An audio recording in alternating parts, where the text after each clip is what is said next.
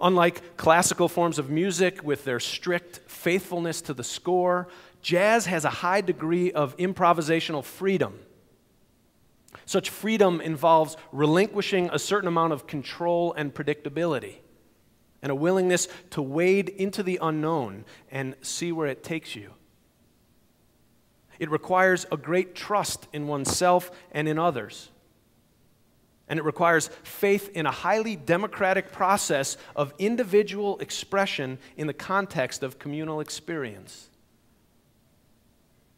It involves finding out what it is that is uniquely yours and risking sharing it with the world.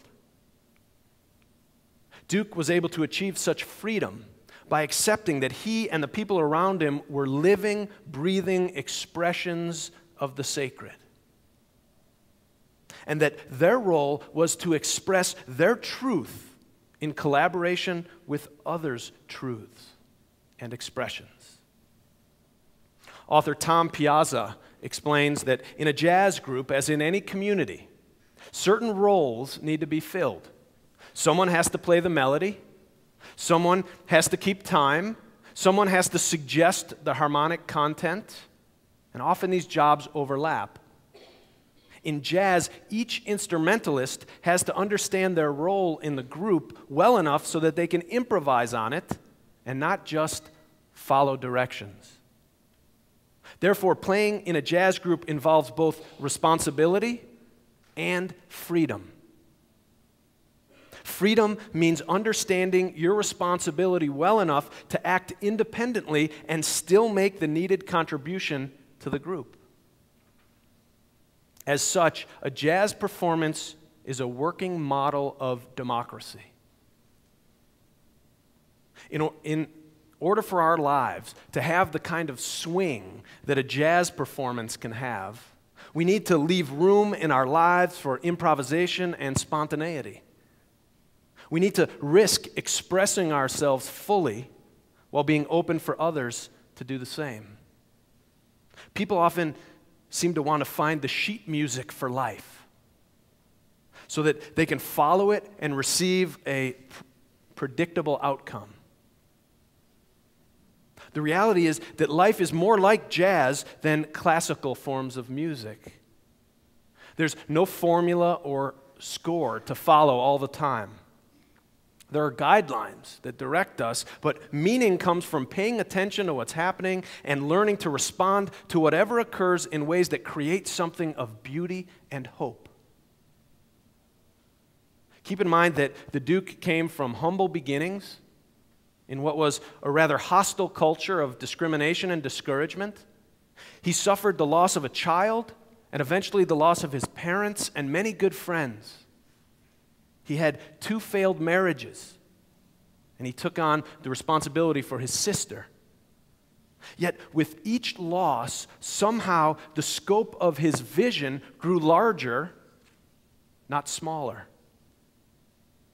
He even navigated the challenges of success and wealth and notoriety with great dignity and elegance, which has its own challenges. His belief that God is at work in the world and in his own life was central to his success. His belief in divine providence caused him to pay attention to what was happening and to look for the hand of God or goodness in it. Facing life circumstances, he asked, what could be learned and what can be created? One biographer describes his thinking this way: if a scheduled arrival or departure is delayed, don't pick a fight with the power of the universe. Just wait and see what blessings might come under the guise of inconvenience. Or if Johnny Hodges is playing a 3-note warm-up riff in confusion of rehearsal, listen. Even more than paying attention and looking for the gift in every situation, having a sense that we are part of something larger than our own individual story is one of the factors that gives a person vitality, strength, and a deep sense of meaning. I know that in my own life, the feeling that I am playing some small role in the unfolding of human values and the expansion of human freedoms is a part of what helps get me out of bed in the morning. For me, what we're about in this church is a story with divine proportions. Like Ellington, I believe that every person has their own genius to offer the world if they're willing to seek it and find it and be true to it. And I'm inspired by his story and by the story of jazz music.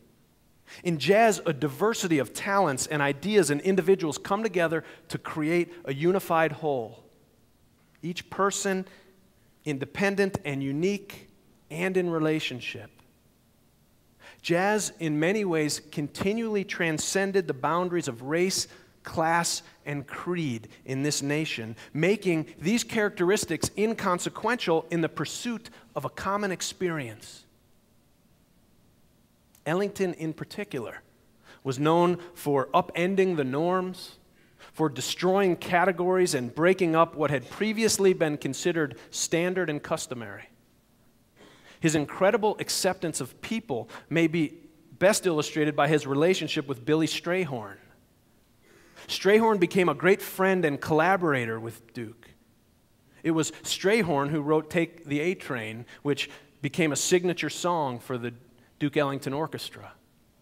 Duke took Strayhorn under his wing, and together they brought out the best in each other's music.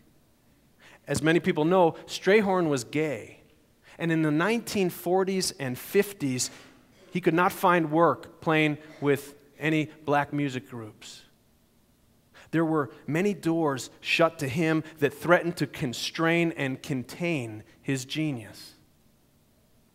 Yet Ellington accepted him, protected him at times, and gave him opportunities to succeed.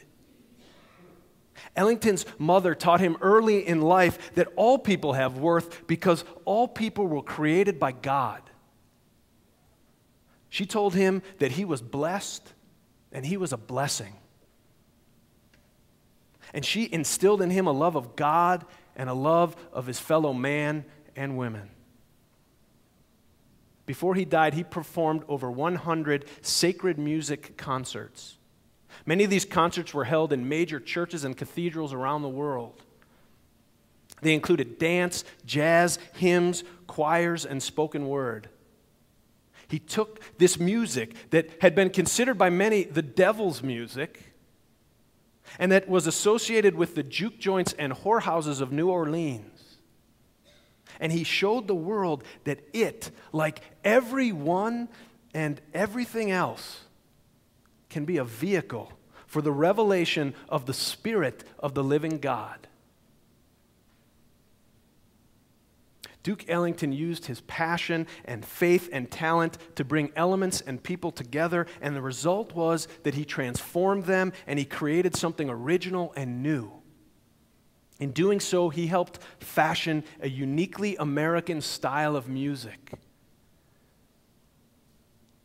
Let it not be lost on anyone, as Tom Piazza says, that the greatest artistic expression of the American ideal has come from the descendants of slaves who found the true meaning of democracy and the essence of freedom.